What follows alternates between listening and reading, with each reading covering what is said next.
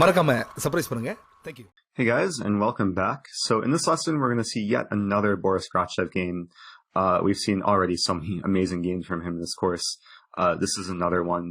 And the structure should look familiar. It comes from the line where the queens got traded on the b file, white having this nice space advantage on the queen side and a lot to play for. And we're going to see how Grachev very nicely executes some nice positional and tactical ideas from this position. So going forward here, he starts with this very typical move, knight d2, aiming for some maneuver to target this potential weakness on b7. Black plays bishop d8 with the goal of trading off the perhaps not so good bishop for white's very good bishop on f4. White has no way to stop this, so knight b3 is played, bishop c7, the bishops get traded. And this brings us to the tactical moment, and this is another one of these sort of positional tactics where white makes progress in a nice way to basically exploit the tactical nature of the position. And this is a move that we've seen already many times before, such a thematic move for this sort of position. If you haven't guessed it by now, the move is pawn b5. Now it's important to note that this a pawn is pinned. Now it's not pinned to a piece, it's pinned to a square, as black cannot allow this possibility of rook a8. So a move like a take b5 is simply a blunder due to rook a8, and white is winning some material with the skewer on the back rank. So going back to the position after pawn b5, only other way black can take is with the c pawn, but then this would allow knight take b5, and white would then have a very nice position as this a pawn is still pinned, and knight d6 would be coming, not to mention the rook is also attacked. So going back, black essentially ignored this b5 push and castled in this position. And now I think a lot of players would go ahead and just take on a6 here, as it does look like a free pawn. But Grachev played an even stronger continuation. I do want to show that if b take a6, black has some way to put resistance. Move like rook a8 makes the position a bit unclear, as a line like a take b7, rook take a1, knight take a1. White is still up a pawn, but black has counterplay after capturing on b7, nice open b file, and not sure if white has any advantage here actually. So going back, Grachev really showed his class and found a really nice continuation, which was a bit unexpected. The first time I saw this, I thought his next move had to be some sort of positional mistake, but as we'll see, it's a positional move that relies on some later tactics. So let's move pawn b6. Now, normally when you're playing white in such position, you don't want to close down the structure. b6 looks like it completely closes down the structure, but when Grachev played this move, I'm sure he saw the continuation after rook to c8. There's a very nice follow-up from white. Another forcing move, knight to a5, forcing rook to b8, and now it's a beautiful sacrifice.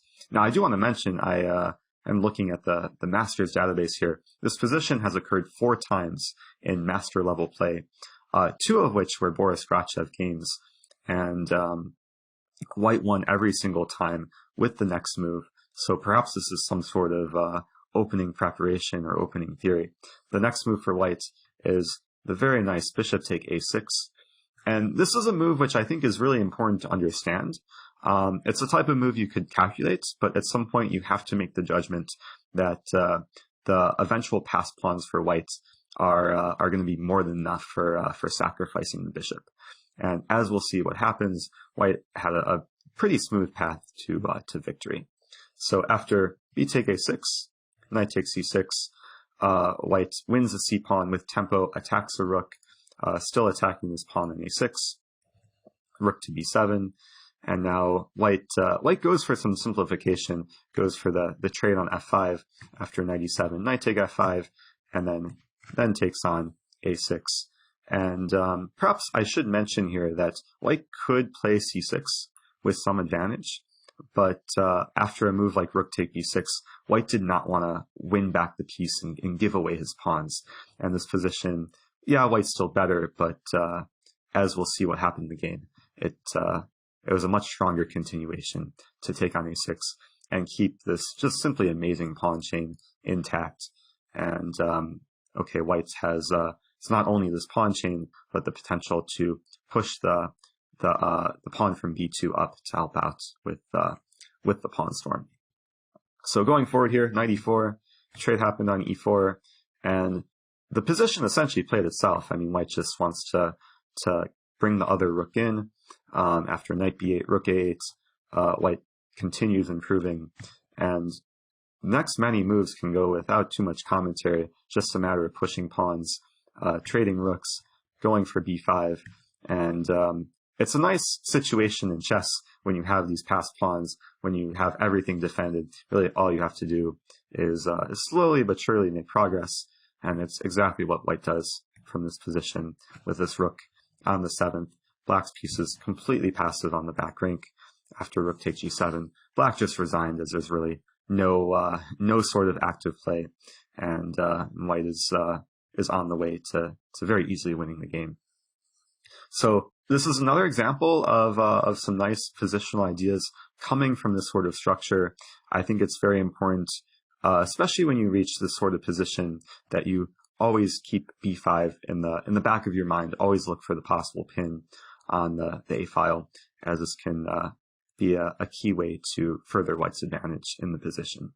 So hope you guys enjoyed that, and I will see you in the next lesson.